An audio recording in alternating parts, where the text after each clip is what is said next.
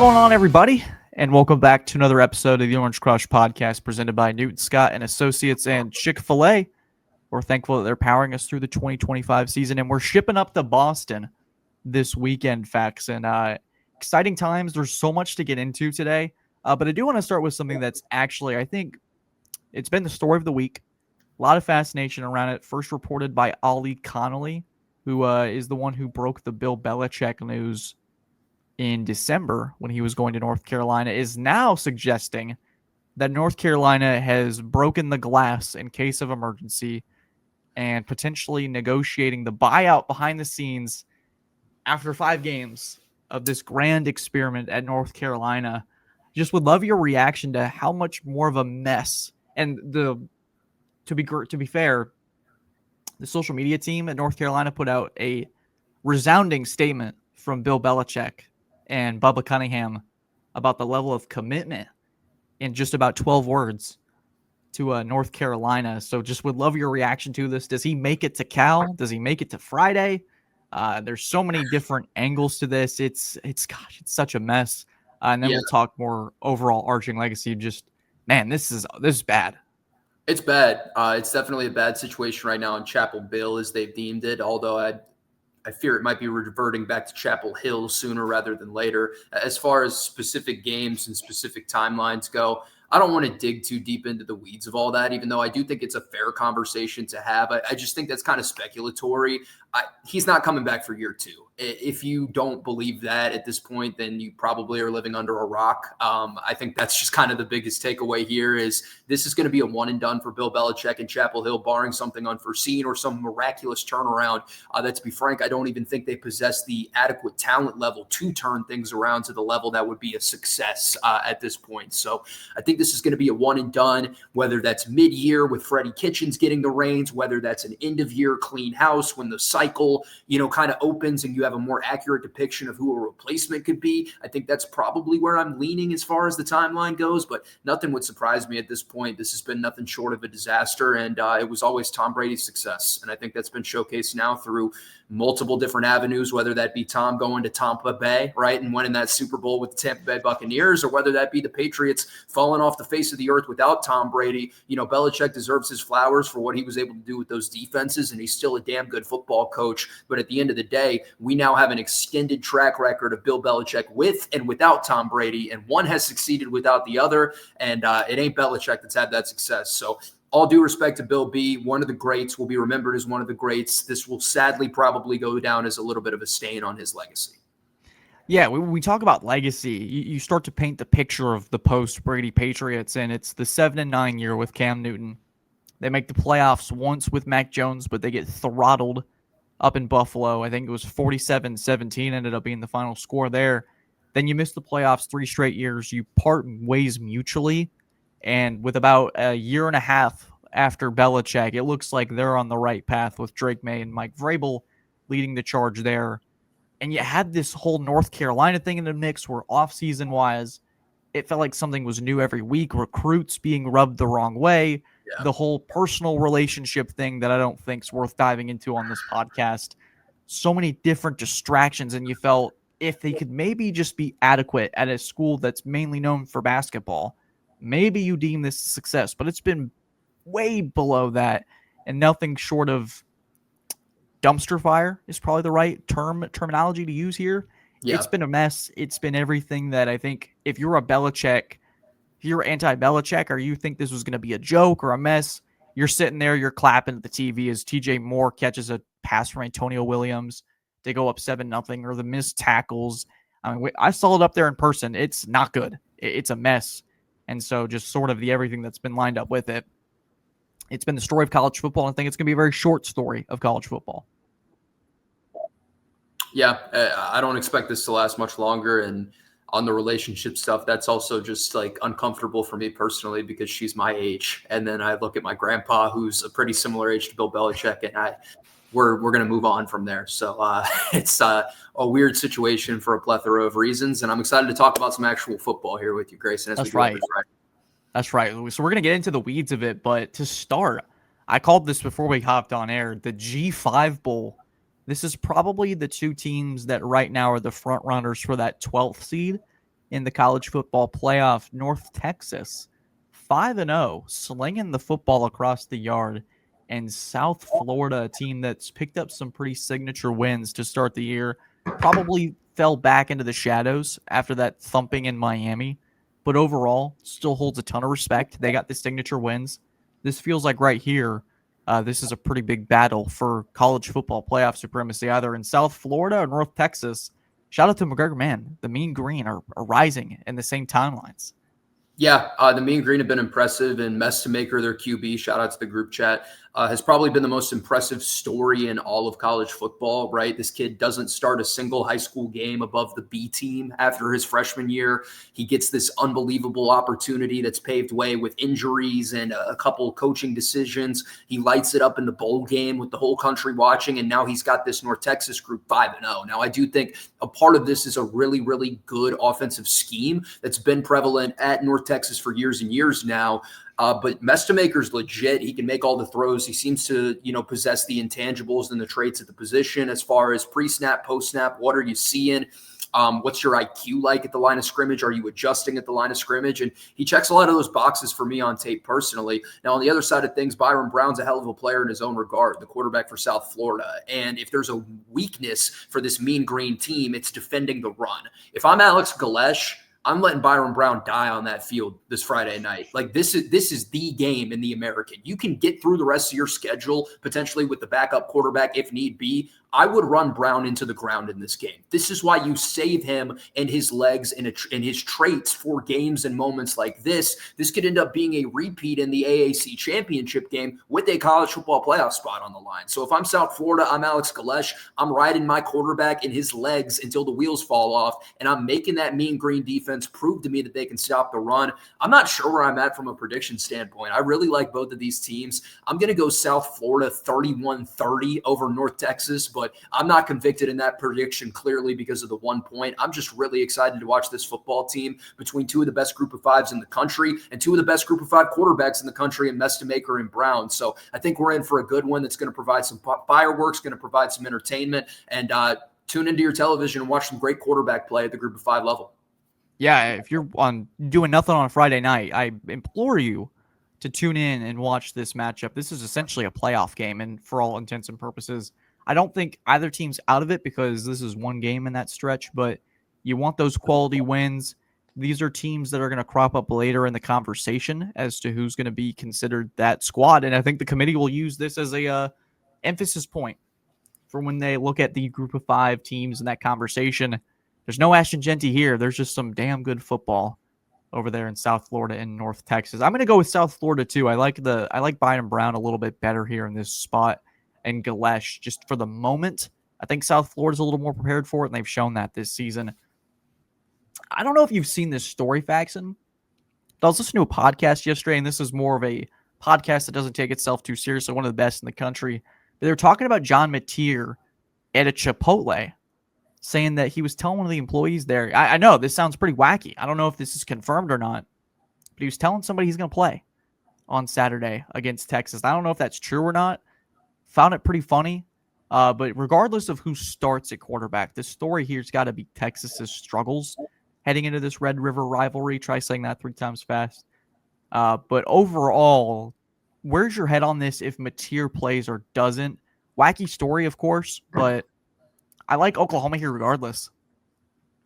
Yeah, I'm conflicted. So I think Texas is a 7-5 or an 8-4 football team. I want to preface my segment by saying that I don't think this team's particularly good. They have not been able to establish the run game against any of the P4 opponents they've played thus far. They've still yet to beat a P4 opponent. Arch Manning clearly has had some stagnation in his development the last couple of seasons, and I think that his infrastructure around him might have been a little bit overrated coming into the season. So I don't think it's all on Arch. It's hard to win, and it's hard to win in the SEC without a run game. And right now, that's what Texas is. Wisner never got going last week against Florida. That defensive line for the Gators was showing their teeth early and often, and they were able to chomp them down there in the swamp.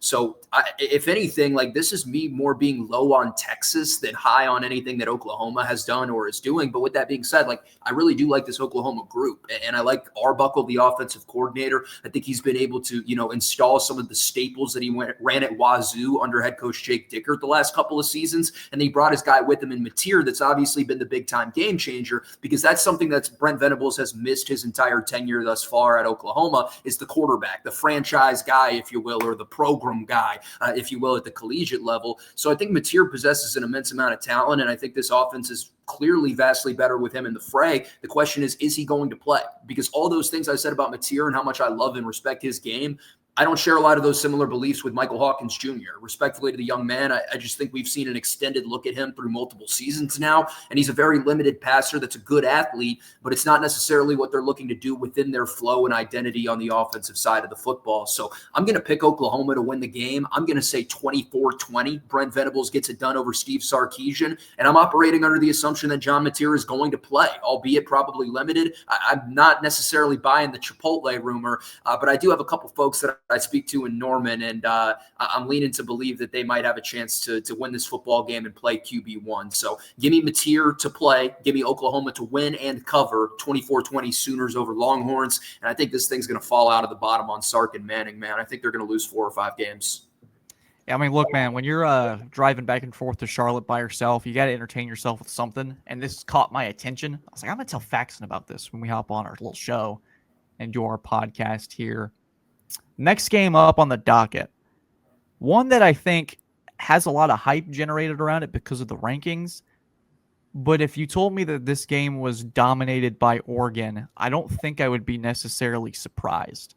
They're playing Indiana and Cignetti, who put Illinois, a team we'll talk about later, to see if they have a chance against the Buckeyes. They put them into the ground 6 feet below to the Earth's crust, all that good stuff there. But I think Oregon's about to probably show that Penn State, now that's not a win that is looked on as favorably now because of the way James Franklin's team has sort of collapsed in Los Angeles. But I still think this is a damn good Oregon football team, and I think they're going to prove that on Saturday. I like Indiana, I like Mendoza, I like what they're doing, but I think there's a different level and there's a tier in the Big Ten that I think Oregon and Ohio State are in. I think Indiana's right below that, and I think we'll see that on Saturday. Before we get back to this video, we'd like to thank the title sponsor for this podcast, Newton, Scott & Associates. This team is headlined by Jeff Scott, former Clemson assistant coach and 2-time national champion, as well as Eric Newton, a longtime local and trusted real estate partner. These two are teaming up to provide a first-class experience for all Clemson fans. Whether you're looking to buy, sell, or build in the upstate area of South Carolina, you can trust Newton, Scott & Associates. Choose the same team that Clemson coaches are selecting when they're looking to buy, sell, or build, all the way from Tigertown to Lake Kiowee. For more information, you can find them at newtonscottsc.com or by calling the number 864-722-9062. That's 864-722-9062. Now, let's get back to the video.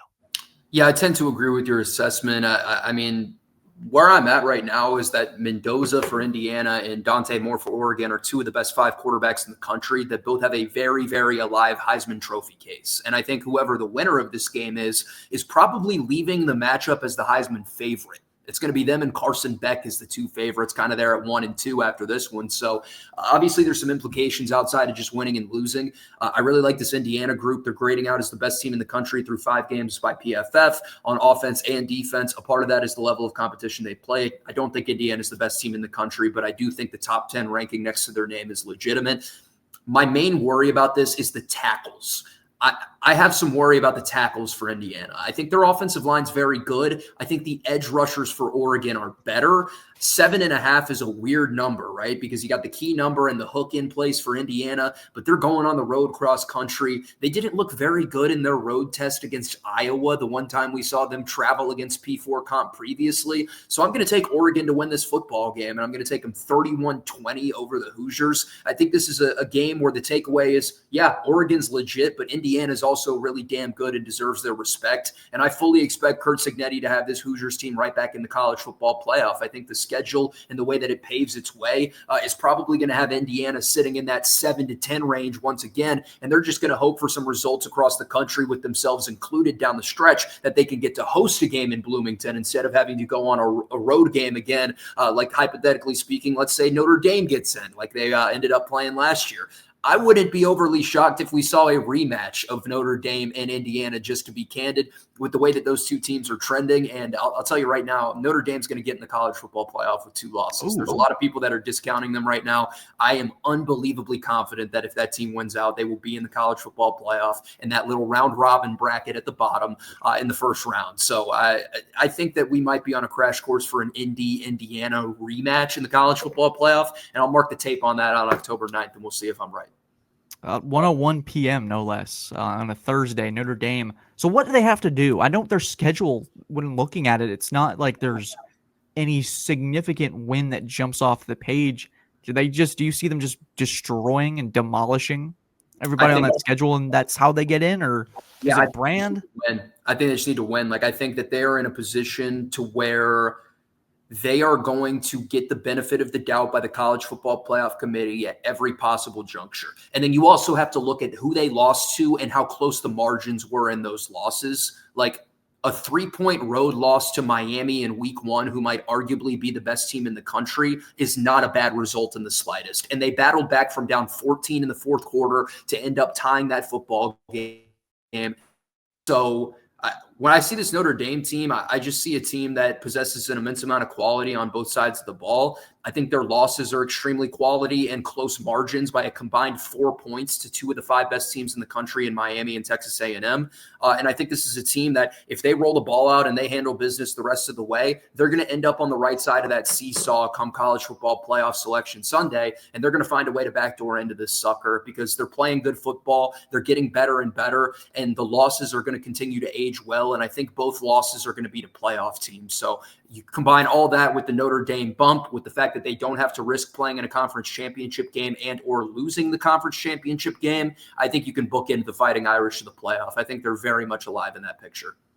So they're going to finish 10-2. I mean, the team that they play that would give you a scare would be USC, but they get that at home. Yep. They play Syracuse without Angeli. They play Stanford, a Pittsburgh team that's a little bit all over the place, and then Boston College. Navy maybe gives you a small fit, but nothing that would give you reason for concern.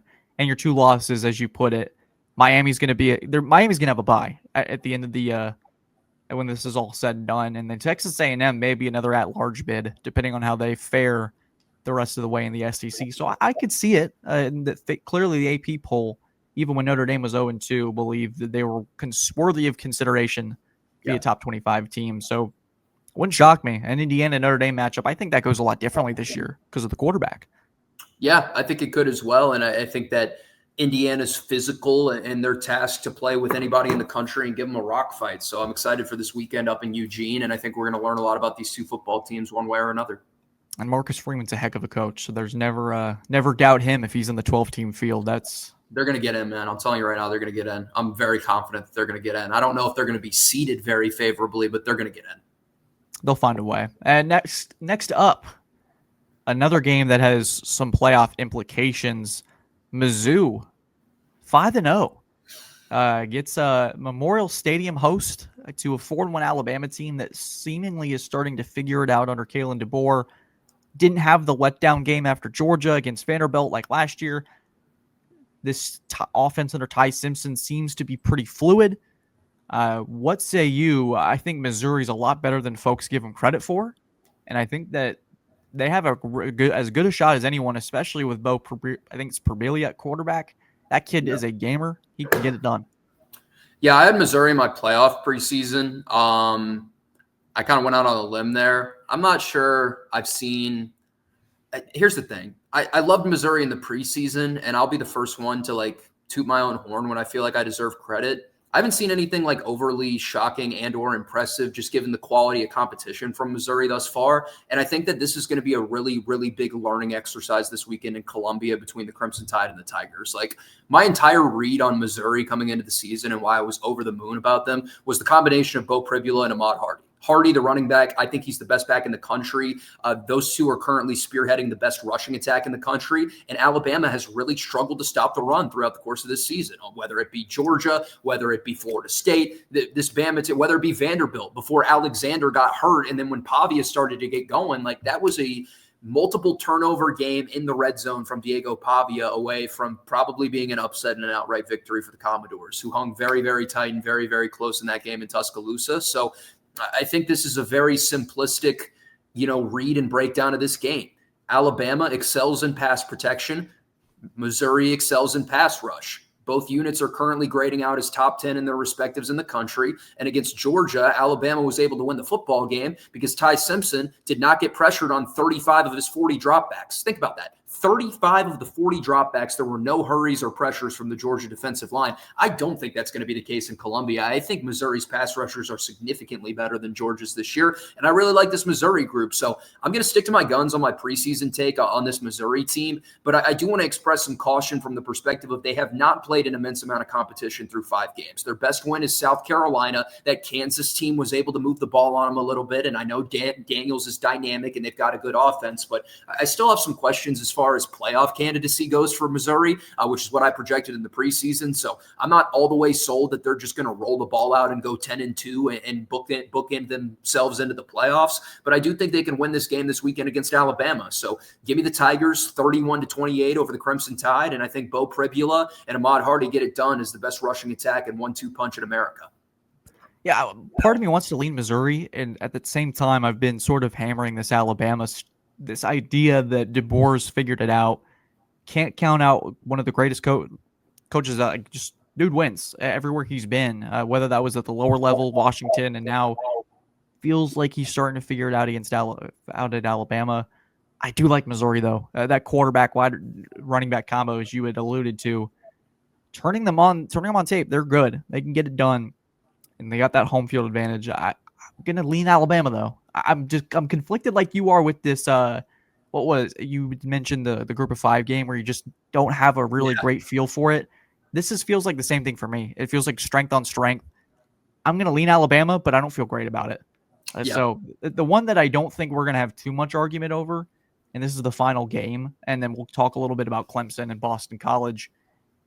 Does Illinois have a prayer this weekend against Ohio State? Is this one where we should just maybe briefly talk about it? I think Ohio State, in large part, has the best roster in college football again. They got the 2 best players on both sides of the ball, Jeremiah Smith and Caleb Downs. I know San hasn't been asked to do much, and he's probably not going to be asked to do much again today or Saturday. The thing that's been the story for me is Matt Patricia has confused the living you-know-what out of quarterbacks. They are throwing things out there that they've never seen, and it's crazy what he can do when he's on the right side of the football, coordinating defense. This is just a little subtle nod to Belichick again, throwing that goober on offense. But that Ohio State defense has been phenomenal. Playmakers on every level. I think that's going to carry them while this offense kind of figures it out. They're not as dynamic, especially wide receiver. I know Jeremiah Smith's Jeremiah Smith, but they don't have an Ibuka like they did last year. They don't have the dynamic Travion Henderson, Judkins combo, but I still think this is the best team in the country.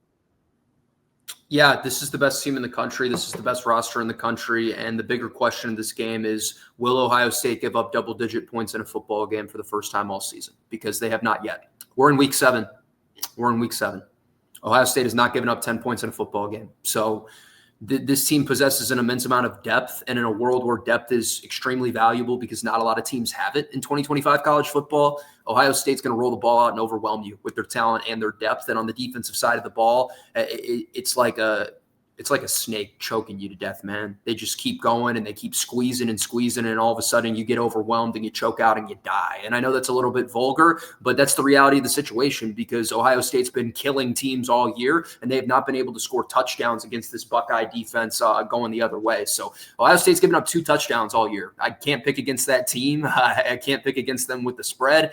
I think it's going to be B to A, the good old-fashioned way this weekend up in Champaign. So best of luck to the Fighting Illini. I hope I'm wrong. And as always, like, we're fans at the end of the day, too, when it comes to college football, Grayson. We root for the upsets. We're sitting on the couch hoping the underdog gets the win just like everybody else at home, right? We're human just like y'all, but I'm also realistic and realize that there is a massive, massive talent gap between these two teams, and it's probably going to overwhelm the Fighting Illini very early and often. Yeah, this would be the upset of the season if Ohio State is to go down. I don't think it's UCLA, Penn State, because I think we've learned Penn State is Big Ten Clemson this year. A lot of hype, not a lot of substance with that group. And so Ohio State, it wouldn't shock me if they're in the national championship again and have an opportunity to win back-to-back titles. Obviously, a lot of it's going to depend on bracket placement, injuries, and so many different other minute details that give championship teams an edge.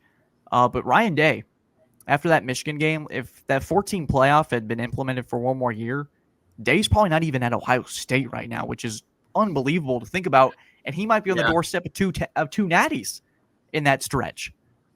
Yeah, it's insane. Like, the 12-team playoff has just changed so many different dynamics and inner workings of this sport, and the perception, the optics of so many different coaches and programs and players. And it's insane, man. Like, it's hard to fathom, but I got a lot of respect for Coach Day. And, to be honest, like, some of the audience might know, but like, one of the starting players on Ohio State's defense last year and for the last 4 years is one of my best friends. And then one of their starters on the D-line right now is a good friend of mine as well. And Coach Day gets such a bad rap with the media, man. Like, I hear about what goes on behind closed doors. I hear about the culture. I hear about how close-knit that group was and how, their foundation last year with Will Howard and Ryan Day and everybody in the locker room was the Lord. And I just feel like there's been kind of a smear campaign on the Ohio State culture and program under Ryan Day, because let's face it, he's not the most likable guy in the world, and he doesn't necessarily convey himself as super likable or personable to the media. But what I do know is behind closed doors, those boys are ready to go to war for him each and every week. And it's been that way for a while now. So I think when we're talking about most underrated coaches in the sport, I understand he's the reigning national champion head coach, and it's hard to be underrated when you do that. But I think even with that being said, Ryan Day is still underrated. Like, I think Ryan Day could go replicate the success that he is having at Ohio State just about anywhere in the country. I think he's an underrated offensive mind. I think he doesn't get enough credit for recruiting at a high level. And he brought a national championship back to Ohio State, and that was ultimately the goal of hiring Ryan Day, right? So I'm excited to see this Ohio State team play. I really enjoy watching them play and the way that they kind of just fly to the football on defense. And Matt Patricia's done a great job this year as well on the defensive side of the ball, replacing Jim Knowles, which is no easy feat. No easy feat indeed. And so this is a group that last year, a lot of talk, the Michigan loss. Day obviously has that monkey to scratch, get off his back this season. I think they'll do it. That Michigan team is just a year away from competing. But again, Ryan Day he could have been a playoff format away from not even being in this conversation. If they take care of business, they should very well be in that national championship conversation. Faxon, before we let you go, Clemson heads up to Boston College. They head up to Chestnut Hill on Saturday night for a little clash on the all ACC network against a. Wait, is this not Chestnut Bill? We have a former Patriot coach named Bill as well with the Hill. Is this not? Do we not get Chestnut Bill? Is that just a Chapel Bill thing? I think that's just a Chapel. I don't think anybody at BC is calling it Chestnut Bill O'Brien. There's probably nothing going on. I don't think there was as much hype when that was, or at least media attention when Bill O'Brien took the job. He basically had an upgrade. He was on a bad Patriots team and got the head coaching gig at BC. And I know that there's a lot of chatter around there, but they were a bowl team last year, and that's kind of the standard at Boston College. So it's just been a tough year for them. But I think Clemson's going to go in there an opportunity to win back-to-back games for the first time this year. They have a tough slate coming up at SMU, the bye, and then Duke and Florida State to kick off November. This is an important one just to get your groove going once again. I don't think it'll be as easy. I don't think we'll see a 28-point first quarter again, but I do think Clemson takes care of business. I said in your show earlier today, 28-13 was my prediction. Situationally, I think it's going to be a blowout, quote-unquote. 28-13 makes it sound close, but I do think this is a thing where Clemson's going to get what they need, and they're going to get out of there. Yeah, I'm going to go with 34-17, 34-14, something in that range is what I would say. Like, I don't Number one, I do believe, like, I understand there's been some criticism of the last 3 quarters this past week, which I think is valid and understandable. And if you want to criticize the depth, and yeah, like, those are conversations that can't be had. I think Clemson could have scored 75 points if they really wanted to last week. I do think that's worth acknowledging. And we know Dabo's style at this point. Dabo's not a rub your face in it guy. He's got a lot of class and respect, which, again, he's significantly more mature than I am, which is why his paycheck is a lot larger than mine is. So I respect Coach Sweeney for that. Again, when I'm on the video game, I'm running it up. So just full transparency as to what my viewpoint is there.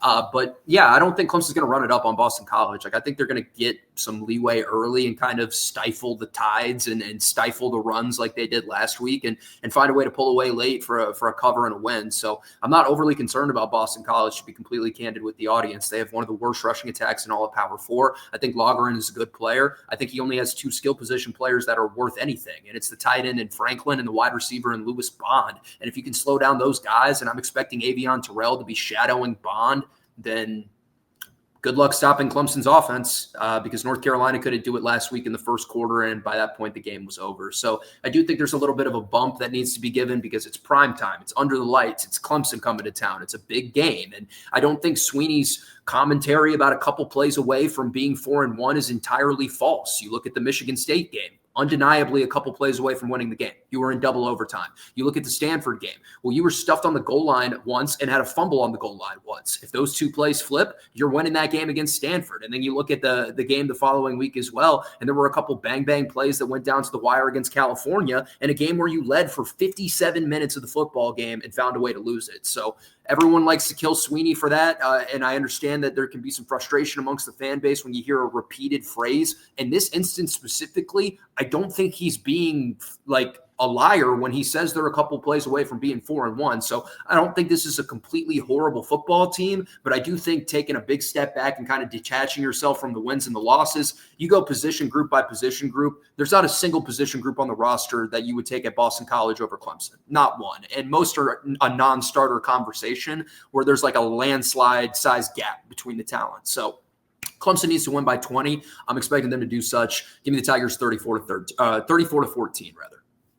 Yeah, I wouldn't expect any different this weekend. I think it's another one where you're comfortable at halftime. You're not pacing across the couch and having that routine like some of us diehards out here. You can't stand during the game or sit during the game because players are standing too. That's just the respect factor, obviously, there. Yeah. Faxon, final thing before we go. Are you the Cardell Jones meme personified? Like, are you amplifying that where kids in the hospital, but you're beating them 94-35 and making a correction on social media afterwards? Guys, it was much worse than that. Yeah, I mean, if there's a competition and there's a winner and a loser defined, like, my mentality is I want to kill everything and everyone in front of me. And I think if you have the wrong mentality, you're living your life wrong, just to be completely honest. So that's always been my mentality. That's how I was raised. That's how I was coached growing up. And I have one mode in competition. I don't have any sort of second gear or going 80%. You're either all in or you're not. So let's hope Clemson could be all in this upcoming Saturday and give 110% effort from start to finish. Nobody better tell your future kid it's all about having fun at a Little League soccer or Little League baseball. No, you will never hear that. Mr. Childress is going to come storming down the stands being like, that's not how it goes here. The fun is in the winning. There you go. The fun is in the winning, and Clemson has an opportunity to do it twice. For the win back-to-back for the first time in 2025. Not a statement I thought I'd be saying in October, but here we are anyways. Guys, thank you as always for tuning into the Orange Crush podcast. Subscribe for more. Faxon, I'll give you the role. Tell us where they can find you. Any final thoughts before we go? The floor is yours. Yes, you can find me on Twitter at FaxonPXP / at Faxon Sports, on Instagram over at Faxon Childress, at Faxon Sports. Tune into my show Monday through Friday, 9 a.m. to noon on 105.5 The Roar. You can also go to theroarfm.com or on all your streaming platforms. You can check out the podcast at Faxon Sports there on all your podcast platforms. So we'll get you taken care of for Clemson content. Grayson comes on in the final hour of every Thursday. So if you want to catch back up on the podcast and get some more Man with the Plan content, go with that for hour 3 on Thursday's programs. But Grayson, thanks for the platform. Thanks for the time. This is always a blast. And hopefully we can get Hoodie back on one of these soon. He's dodging you. He is dodging me. That's exactly what it is. I'm going to have to take that up with David Hood. You got to have to tell him. He left a day early to go to Boston. I think it's just because he wanted to avoid you. So we'll have to have that. He came back for the aftermath. So I think it's a you thing, man. Guys, thank you as always for tuning in. We'll get Hoodie back on the airwaves here soon for an aftermath breakdown of Boston College and what we learned up in Chestnut Hill or Bill. Guys, thank you as always.